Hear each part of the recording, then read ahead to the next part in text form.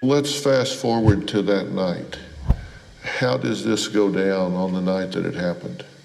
We had talked at school that morning, and he said, just let's kill your parents. We'll, run away to Maine together, and everything will be okay. I'll call my friend, and I'll come pick you up at 12. And that night around 11:45, I knew he was out there, so I made a phone call.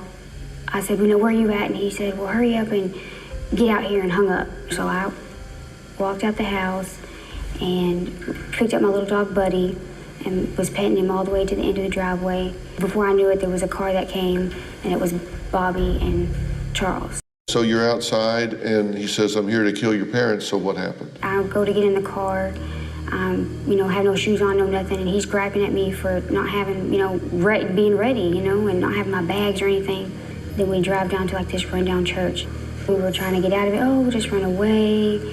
But, they kept egging me on about, and I just guess it was feeding into it. So did you finally say, okay? Yes, sir. You finally said, okay, go kill my parents, my mother and my father. The woman that brought me into the world, people that have fed me and clothed me and housed me and loved me every day of my life, sure, go kill them. Yes, sir.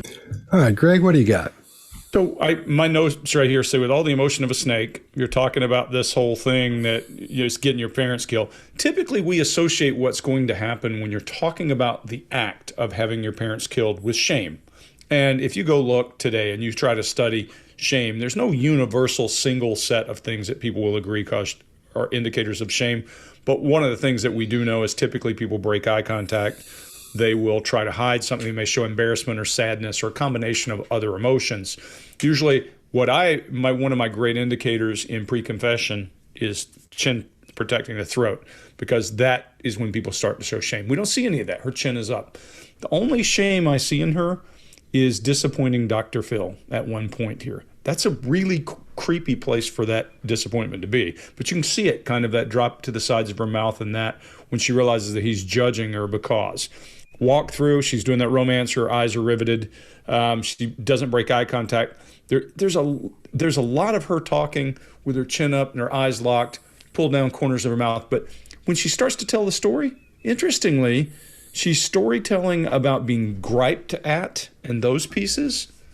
But when it comes to the pertinent stuff about deciding whether somebody got killed or not, the narration kind of turns to just a bunch of stuff. Mark, you'll call it probably word salad, but it's stammering and stattering. There's not a subject or an object. There's just stuff. Or if you don't know what subject and object mean, there's not a doer or a done to. There's just a lot of talking. And we can't really tell exactly what's going on. Then she starts the blame sharing of using the pronoun they instead of I. And she starts to try to answer one of his questions, but when he starts stepping on her about her mother and killing her family, she defers and backs up. I wonder what she was going to say. It wouldn't have been brilliant, guarantee you. But there's no remorse whatsoever here, regardless of whether she has emotion or not. And she does show an indicator that she doesn't like disappointing him, but she certainly shows no emotion about this whole getting her there piece.